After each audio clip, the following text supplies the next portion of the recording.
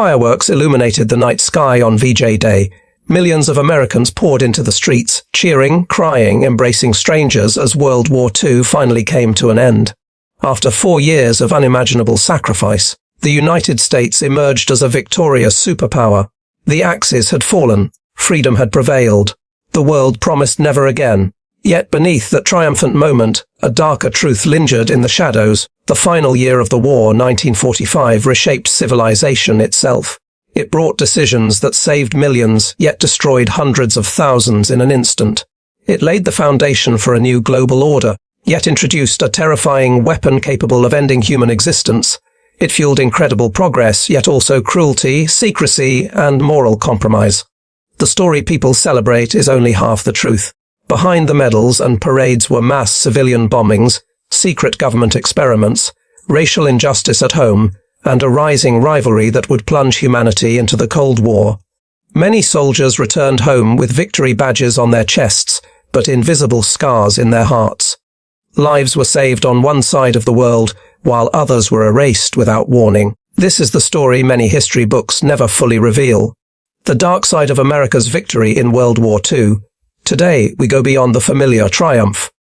Through eyewitness testimonies, declassified files, and the voices of those forever changed, we uncover what really happened in 1945, the choices, the consequences, the price of winning a global war. Nightfall over Tokyo once promised quiet routines. Families once gathered around low wooden tables, children drifted to sleep under warm blankets, and the moon glowed peacefully across paper-walled homes.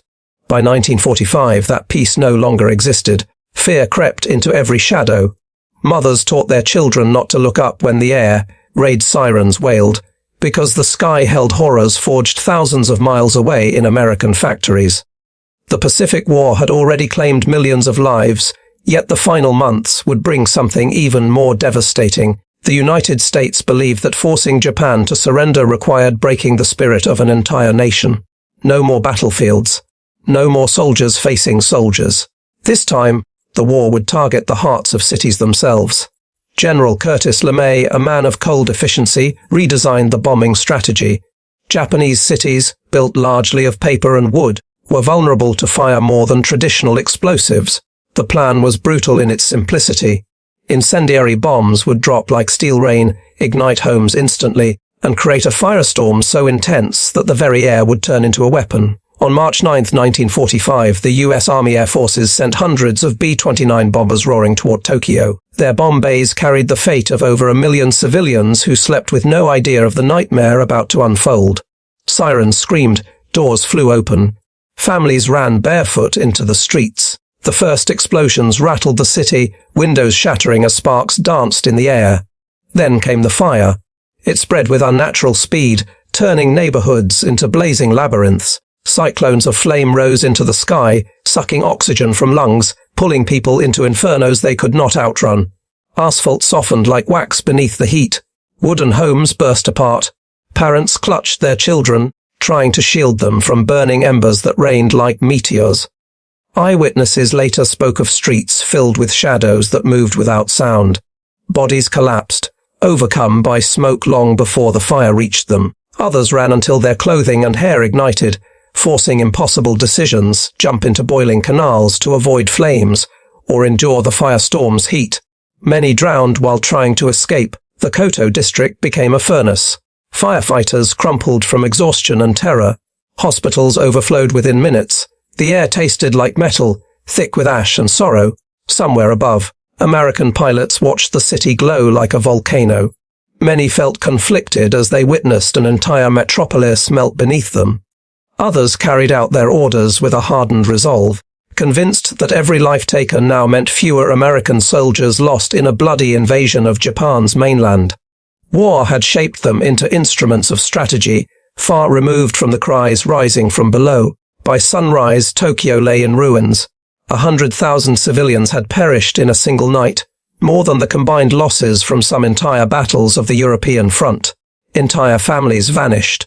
Survivors wandered through smoke-choked streets, searching for parents, children, neighbors, anyone who might still call their name. They stumbled past charred figures frozen in final gestures. A mother shielding an infant, a couple holding each other, a child reaching out for help that never came. And Tokyo was only the beginning. Osaka, Kobe, Nagoya, Yokohama, flames visited them all. Each raid left scars that could not be hidden by propaganda posters or patriotic songs. The psychological impact was devastating. Japanese civilians did not know what would burn next. Every nightfall brought dread. Soldiers wrote letters home saying it hurt more to hear innocent screams than to face enemy gunfire. Yet military leaders pressed forward. Victory demanded endurance. Humanity became obscured by mission. There were moments of quiet heroism that rarely appear in official records. An elderly man guiding lost children toward safety as buildings collapsed around them. Nurses refusing to abandon patients when fire surrounded the hospital.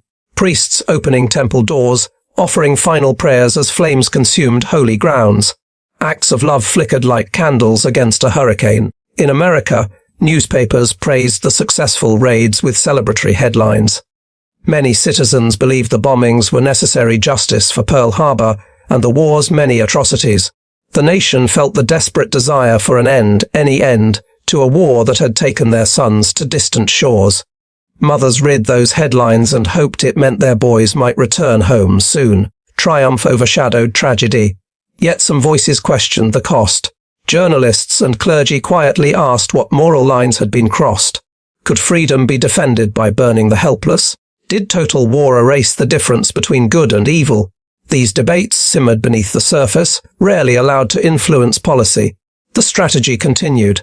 Flames continued. The United States military believed the firebombing campaign weakened Japan's resolve. In reality, it often strengthened their desperation. Civilians rebuilt shelters, rationed food, and clung fiercely to survival. Emperor Hirohito's government insisted surrender was unthinkable. Resistance would continue, even as ashes buried the streets. Every survivor carried memories that refused to fade. Children grew into adults who still woke in the night, smelling smoke that wasn't there. Entire generations inherited silence, because some stories hurt too much to speak aloud. The Pacific War is remembered today for battles like Iwo Jima and Okinawa, yet the firebombings consumed more civilian lives than many front-line engagements combined. They transformed bustling cities into leviathans of loss. When historians describe this strategy, they use cool terms like scorched earth tactics and urban destruction efficiency. There are charts, statistics, archival footage. What those materials rarely capture is the human truth. A girl losing her sister's hand in the chaos. A father staring at the rubble where his home once stood. A grandmother clutching a single photo pulled from burnt debris. These moments never made it into victory speeches. They live in memories like smoke clinging to skin. War asks nations to make impossible choices. The leaders of the United States believed they were saving countless American lives by accelerating Japan's downfall. Their decisions were grounded in military logic. Yet future generations ask a heavier question. When does survival turn into cruelty?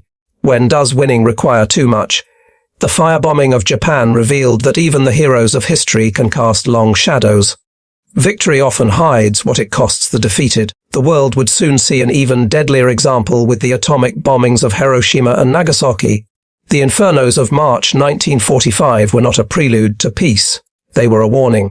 Humanity had learned how to destroy entire cities from the sky, and that knowledge would shape every conflict that followed.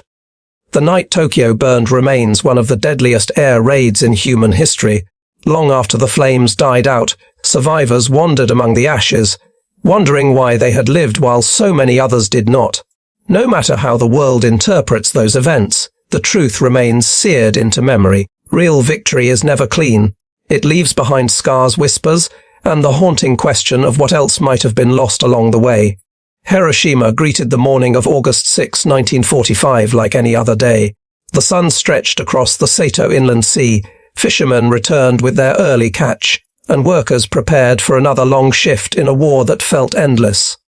Schoolchildren swept the streets as part of wartime duty, laughing in the final moments of innocence. In hospitals, nurses tied their aprons. In kitchens, rice steamed. A city alive with routine had no warning that time itself was about to tear apart. High above the peaceful streets, a lone American B-29 bomber named Enola Gay entered the sky with a new kind of weapon.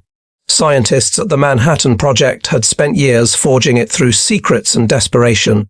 The race against Nazi Germany for atomic technology had pushed them into uncharted territory, cracking the atom, unspooling the universe's deepest danger.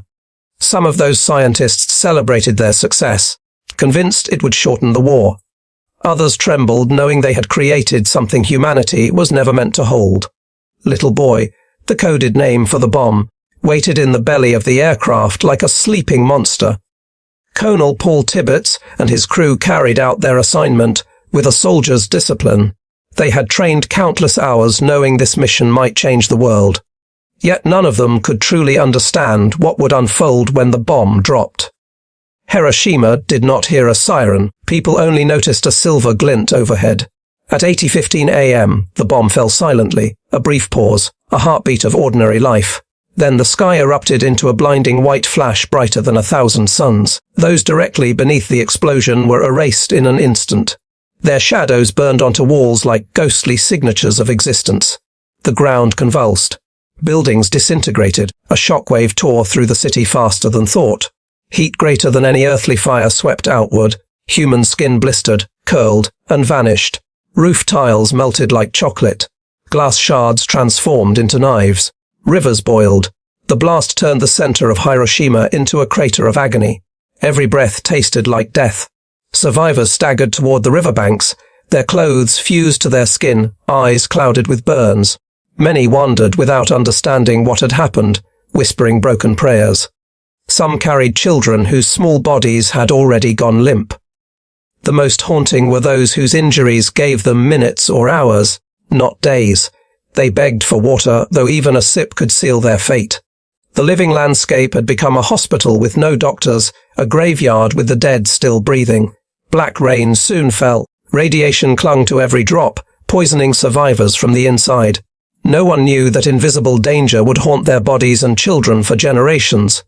The explosion killed approximately 70,000 people instantly. Tens of thousands more would die in the days that followed, and many thousands after that from cancers and illnesses science had yet to name. News traveled slowly.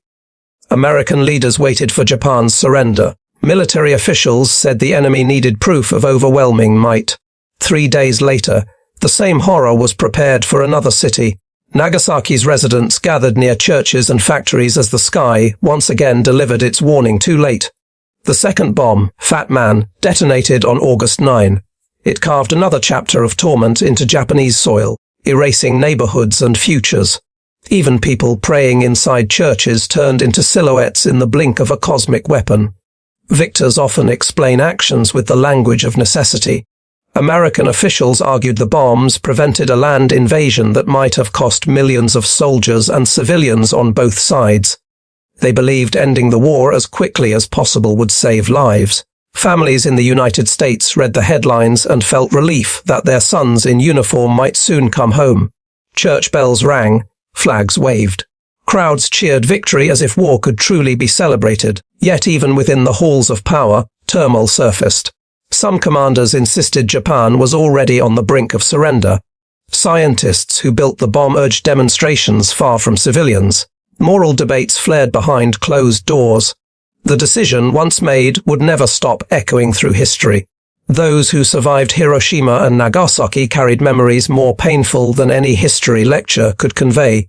They remembered flesh peeling like paper, the smell of burning people in the air, the agonized calls of mothers searching for their children. They remembered the eerie silence afterward, as if the world struggled to breathe again. Many survivors were children whose small lungs inhaled poisonous dust.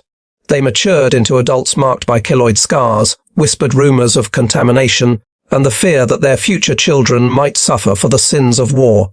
The atomic bombing did not simply end World War II. It began a new era ruled not by armies but by threats. The Soviet Union rushed to develop its own nuclear arsenal. Countries aligned with powers not because of loyalty, but because they feared annihilation. Diplomacy gained a darker meaning. Every handshake carried a silent question about what might happen if agreements broke. The Cold War settled over the planet like a long shadow. Historians constantly return to that crossroads of August 1945. Did the bombs shorten the war? Yes. Did they display the pinnacle of scientific achievement? Absolutely. Did they show that humanity could wield godlike power without the wisdom to guide it? Beyond question. On the ground in Japan, healing moved slowly. The injured lay in makeshift shelters without medicine. Families gathered what little remained of their homes. Entire city blocks became memorials to lives that had vanished. Priests prayed over unidentifiable remains. Survivors felt both abandoned and blamed, as if their suffering was simply the price of war. They rebuilt their cities anyway. They raised children. They educated the world about peace through the language of scars. Though the war soon ended, the memory of those nuclear mornings refused to fade. The images of charred skin, collapsed buildings, and shadows burned into stone remind humanity of the razor-thin line between victory and devastation. Leaders realized that once a weapon like this exists, fear becomes the true ruler of global affairs. Today, Hiroshima stands as a city of peace. Memorials rise where neighborhoods once bustled. Schoolchildren learn about courage and forgiveness. Survivors known as Hibakusha speak to the world so no one forgets what a single bomb can do. Their voices tremble, yet they carry the strength of those who endured the worst day imaginable. America stood victorious in 1945, yet its triumph carried a weight that no parade could lift. Winning the war created a new responsibility, ensuring such destruction would never happen again. The dawn of the atomic age marked a point where humankind realized it could destroy not just cities, but the very future. The world had crossed a threshold. The sun still rose over Hiroshima the next morning, yet its light touched a forever changed planet. American soldiers boarded ships for distant shores with flags waving above them and cheers echoing from the docks. Families promised letters, sweethearts vowed to wait, and communities celebrated every young man who traded ordinary life for a uniform.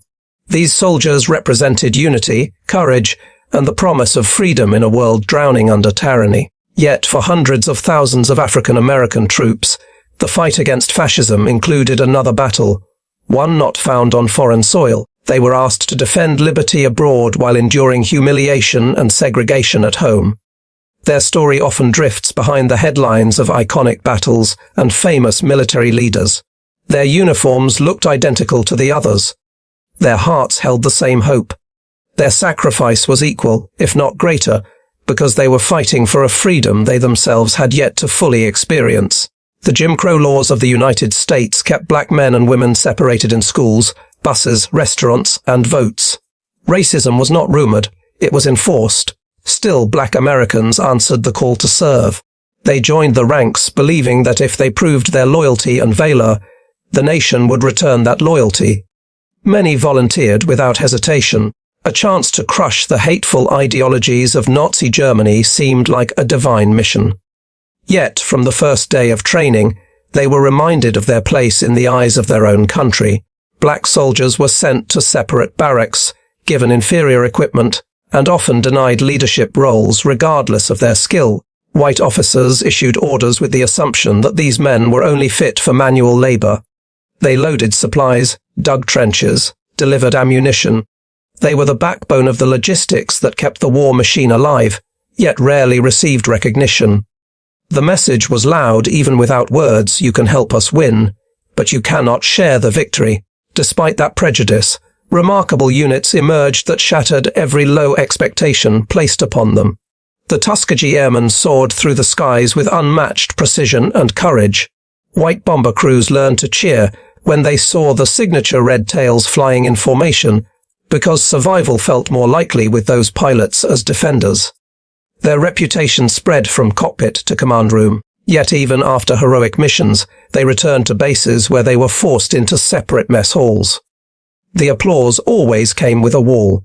On the ground in Europe, the 761st Tank Battalion, the Black Panthers, charged into battle with armor roaring and spirits blazing. They liberated towns, broke through enemy lines, and proved in blood and sweat that courage is not defined by skin color. Still, medals were delayed, records ignored, and their triumphs dimmed by racism back home. The soldiers pressed on, fueled by the hope that history would eventually tell the truth. African American women, too, marched into service through the Women's Army Corps and the Red Cross. They handled the wounded, managed communications, kept factories alive. Their hands held the pieces of a nation at war, even as some were forced to work separately from white women, denied recognition that should have been theirs. The WWII campaign became the voice of this dual struggle. Black newspapers published powerful calls for victory abroad, victory at home. Why fight Hitler's racism if American racism remained untouched? Why die for democracy when democracy refused to see you as equal? Every article carried both pain and purpose. Every soldier read those words knowing their bravery might change more than battle lines.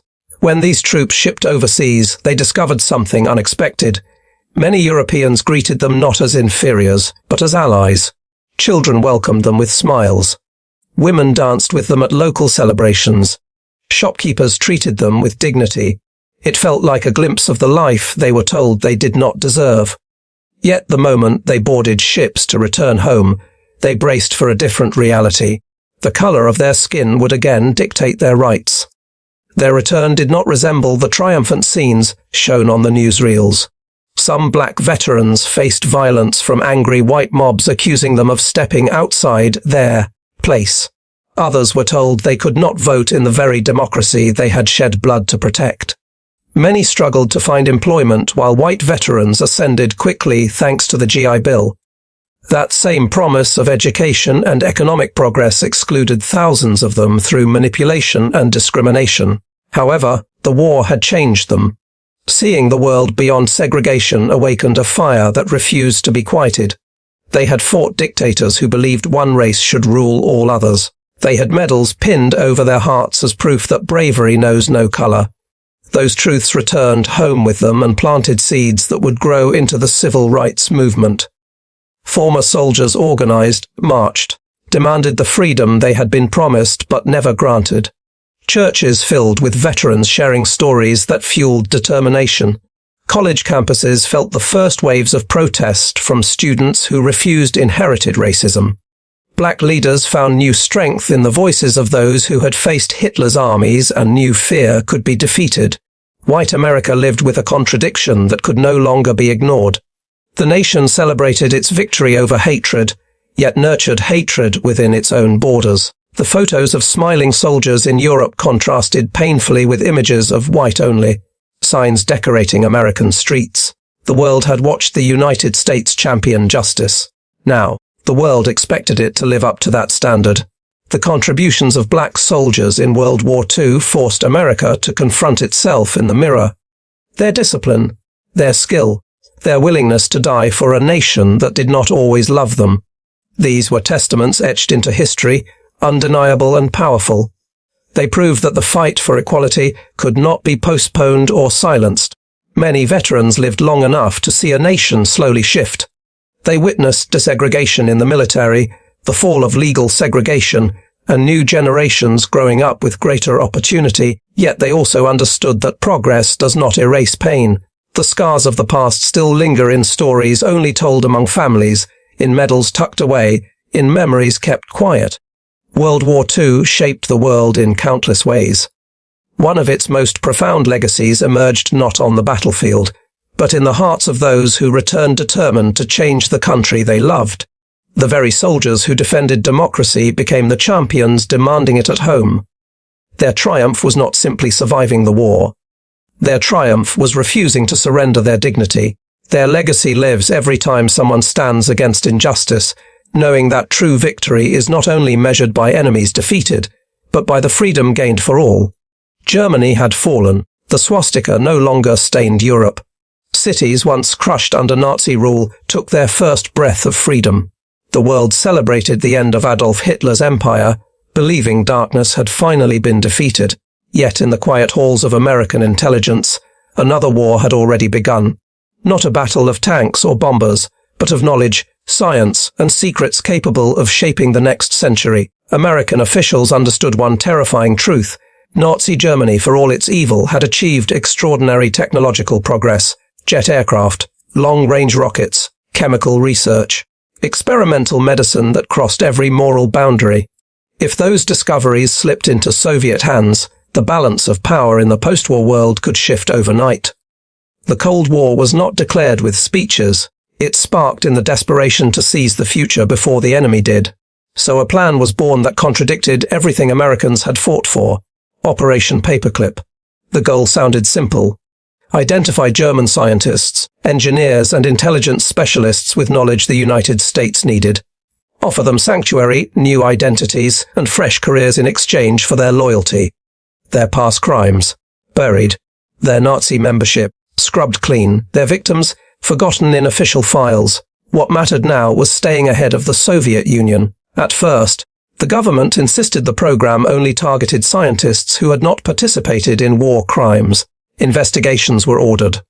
Politicians demanded high moral standards, yet military leaders quickly realized that the most brilliant minds had been deeply entangled in atrocities. Men who designed nerve agents for concentration camps, engineers who built rockets through slave labor in underground tunnels where thousands died, doctors whose experiments had turned innocent prisoners into broken bodies. Erase the truth, some argued. Their work could protect American lives in the future. Morality suffocated beneath strategic necessity. One of the most famous recruits was Wernher von Braun. His genius had fueled the V2 rocket program, which terrorized London and killed thousands of civilians. He had walked through factories where forced laborers starved and collapsed under brutal conditions. After the war, he was photographed smiling beside American officers, ready to serve a new flag. He would eventually become a hero of NASA, helping send humans to the moon. His Nazi past faded as history celebrated his achievements. Von Braun was not alone. Nearly 600 German scientists and engineers found new homes in America through Operation Paperclip. They worked in secret military labs designing weapons that could reach across continents. They drafted plans for satellites that could spy from space. They developed medical knowledge based on horrors that could never be reversed. Their ideas became America's advantage in every domain: air, sea, space. Meanwhile, Americans who had fought against the Nazi regime returned home unaware that some of the very individuals responsible for those war crimes were living comfortably in the country they had sworn to protect. Veterans suffering from battle fatigue questioned how forgiveness could be granted so selectively. Jewish families who lost relatives at Auschwitz found themselves paying taxes to support the very architects of that suffering. The contradiction stung like betrayal. Government officials insisted the truth must remain hidden. Many files were stamped, classified, for decades. Newspapers published heroic accounts of technological breakthroughs without revealing who created them. Scientists received prestigious awards, public accolades, and positions of power. Their accents and past affiliations were quietly omitted from biographies crafted to reshape their legacies. Years later, once sealed archives finally revealed the full extent of Operation Paperclip. Evidence exposed not just the recruitment, but the deliberate manipulation of facts. Some scientists had been members of the SS. Others had participated in human experimentation. The United States had granted them citizenship, homes, and new prestige. Justice remained unserved, yet the world benefited from their knowledge. Jet propulsion transformed aviation. Missiles became deterrents in a tense global standoff. Space exploration leapt forward. Technology advanced at a pace unimaginable before the war. The controversial truth gnawed at everyone who studied it: progress had been built on a foundation of ethical compromise. The moral argument surrounding Operation Paperclip refuses to fade. Supporters claim it was necessary. Without those scientists, the Soviet Union might have gained the upper hand, altering global history. Critics argue that moral integrity should never be traded for advantage, especially after a war fought against monstrous ideology. Victory loses value when the victors adopt the methods of the defeated. Some of the German scientists lived quietly until old age, dying respected citizens of the country they once fought against. Others continued their work shaping military and space programs. Their descendants inherited a dual legacy: brilliance and guilt. European survivors of Nazi brutality lived with their own haunting realization. While they struggled through trauma, those responsible for their pain thrived freely in lands that promised justice.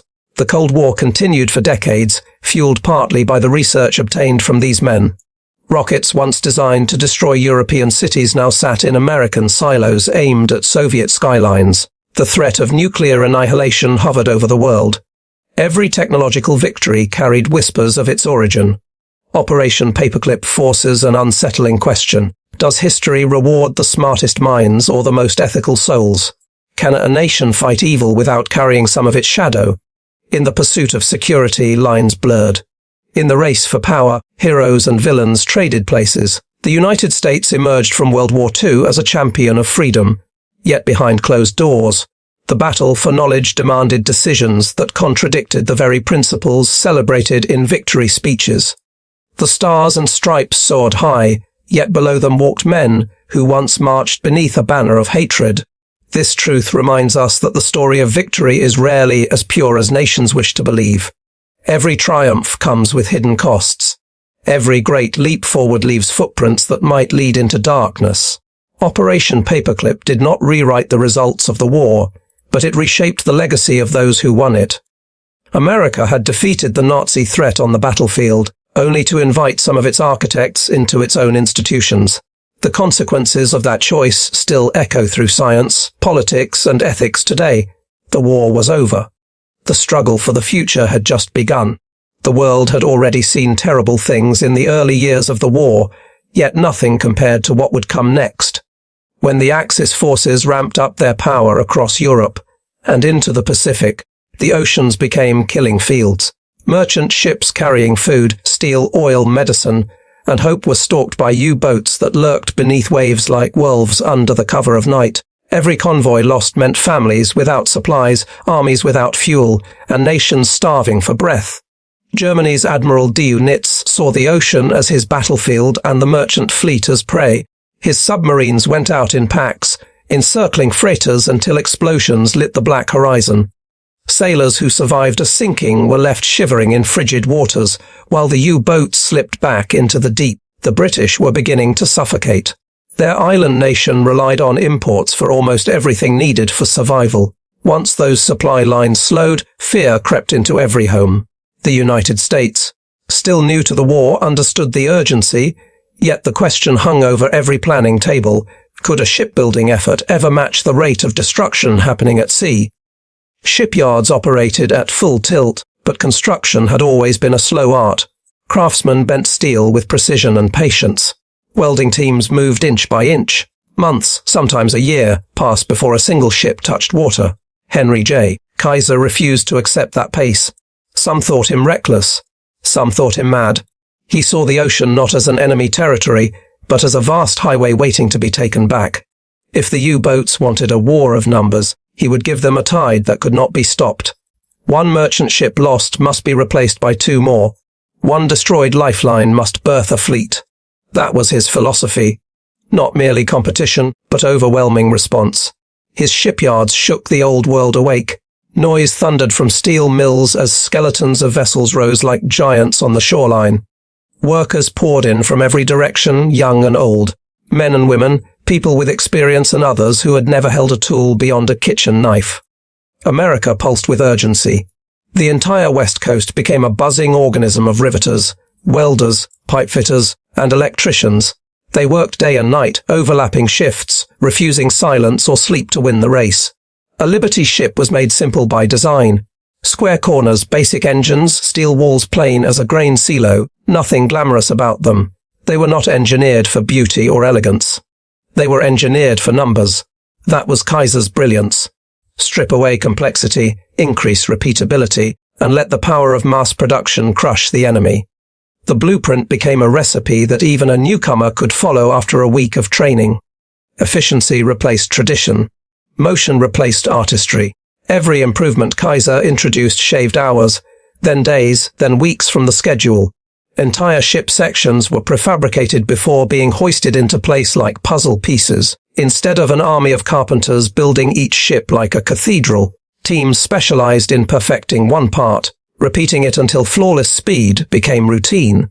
A shipyard became a symphony of synchronized motion. Sparks from welding torches fell like stars onto the docks.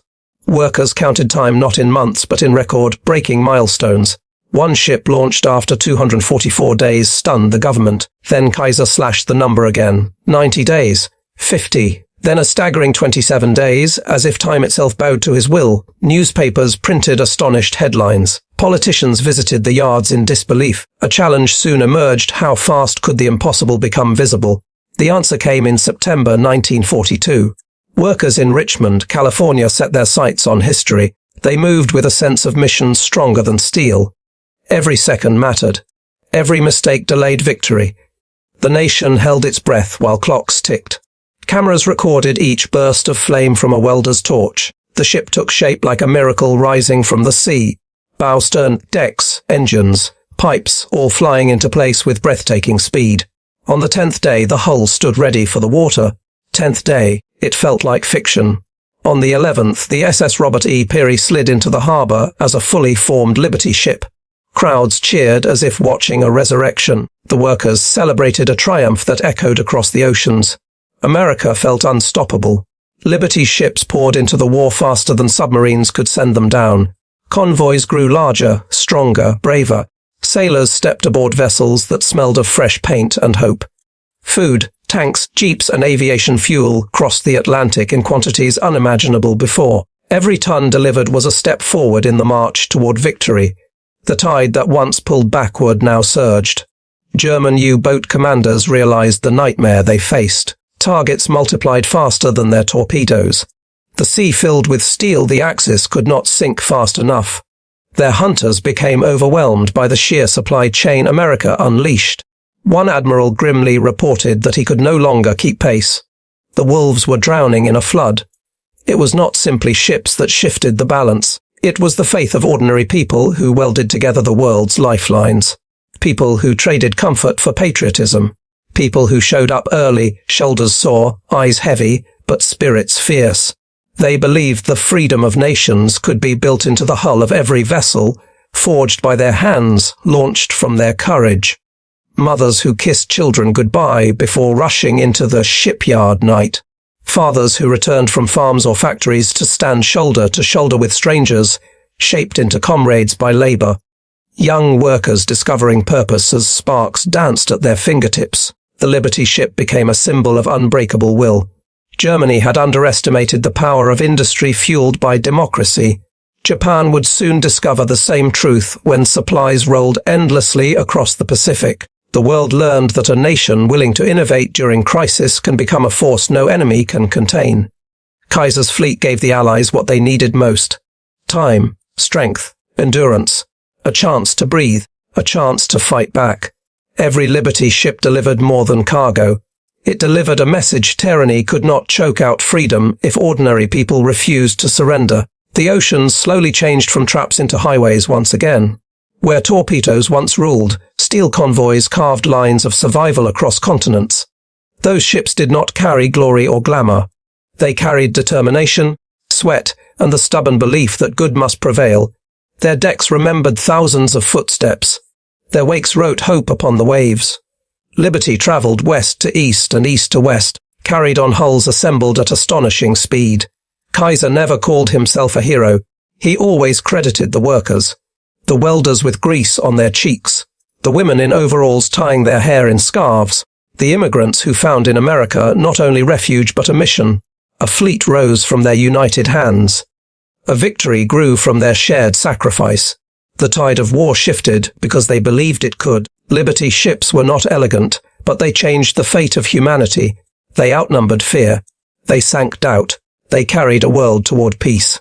The storm of battle eventually turned against the Axis, yet the cost of securing those oceans was written in sorrow. Liberty ships launched by the hundreds, but they entered waters haunted by shadows that awaited them beneath the waves. Every journey felt like a wager with fate. Sailors stood on steel decks staring into the horizon, knowing monsters lurked in the deep. The sea gave life through the ships, but demanded sacrifice in return. German U-boats stalked convoys in silence, tracking engines long before a lookout's eyes could break through early morning fog. Sailors learned to recognize the sound of a torpedo before seeing it, a sudden rush underwater, the dreadful vibration of death approaching. When a hit came, steel groaned like a wounded beast, hulls split apart, flames erupted, and cargo that once symbolized hope turned instantly into burning wreckage. Many ships sank in minutes, leaving men fighting not only the enemy but freezing water and despair. Those who survived attacks carried invisible scars. They lay awake nights replaying the moment an explosion tossed them into darkness. They recalled friends swallowed by the sea, names that would fade into lists of the lost. At memorial services along the coasts, families gathered with tears that tasted like salt, praying the ocean would someday return the men it had claimed. The fight for freedom demanded far more than machinery. It demanded courage that did not break in terror's grip. The Liberty ships, despite their miraculous construction, were not perfect creations. The same speed that made them legends introduced weaknesses. Welded seams sometimes failed under stress, especially in frigid northern waters. There were nights when a hull cracked in two like a toy dropped upon a stone floor. Crew members told stories of ships that split without warning under starlight, leaving bow and stern drifting apart like strangers suddenly separated by fate. Engineers called it brittle fracture. Sailors called it bad luck. Either way, danger followed them relentlessly. The men of these ships were not warriors by original design. They were farmers, factory workers, fishermen, clerks. War transformed them into front-line participants of a silent struggle. Their weapons were lifeboats, emergency drills, and faith that they would live to see sunrise. Many did not. The merchant marine suffered one of the highest casualty rates of any Allied group in the war. For every victory parade on land, there were quiet funerals for sailors who died without firing a shot. Convoy commanders developed new strategies, using escort destroyers as guardians, sonar to track the hunters, and aircraft that patrolled like hawks over the sea. The convoys became floating fortresses, a testament to unity between nations. British captains shared experience earned through years of siege. American crews brought determination that nothing could shake. Together they pushed through the jaws of the Atlantic, refusing to surrender the supply chain that fed hope across continents. The ocean itself served as both enemy and ally. Storms battered convoys, scattering ships across miles of roiling waves that made formation impossible. Lightning illuminated silhouettes that U-boats could spot from afar. Harsh winter winds coated decks in sheets of ice, turning ladders into slick traps and rigging into frozen sculptures. Yet sometimes those same violent storms saved lives, hiding convoys from submarines that dared not surface in such fury. Nature, indifferent to war, played its own unpredictable role. Then came an even more horrifying tactic. Germany placed U-boats farther into the mid-ocean gap, a place too distant for aircraft protection. Sailors called it the Black Pit. Entering that region meant stepping into a world where no help could reach in time. Allied command scrambled to extend air coverage with long-range bombers and escort carriers. Radar improved, depth charges multiplied, and the hunters gradually became the hunted. With every U-boat destroyed, the sea gained back a measure of justice. Japan in the Pacific posed its own menace. Merchant ships sent into those waters faced bombings from the sky and torpedoes fired by unseen assailants dwelling in tropical blue.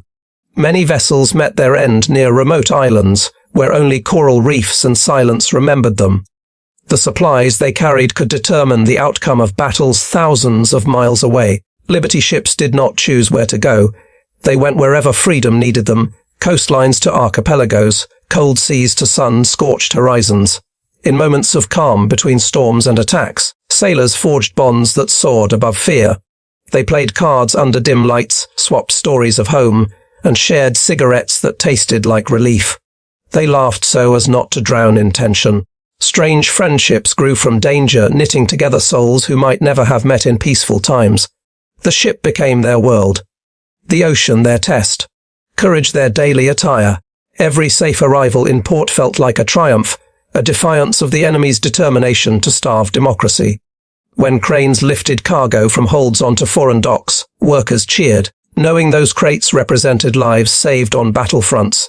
Tanks rolled onto European soil carried by ships born on American coasts. Wheat and medicine filled warehouses that once stood empty. Airplane parts delivered by sea soon filled the skies with engines ready to strike back. War was a chain, and Liberty ships were the links holding it together. The enemy understood this lifeline well. Admiral Dönitz admitted that destroying merchant ships could be more devastating than sinking battleships. Without resources, armies crumble.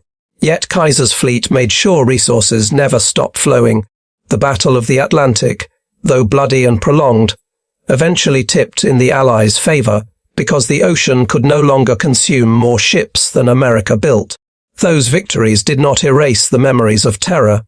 Survivors remembered shipmates swallowed by smoke and water.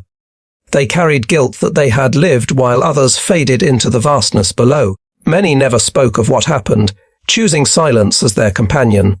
The horrors they endured became secret chapters in history, rarely read aloud. Yet their sacrifice was not forgotten by those who understood the cost of victory.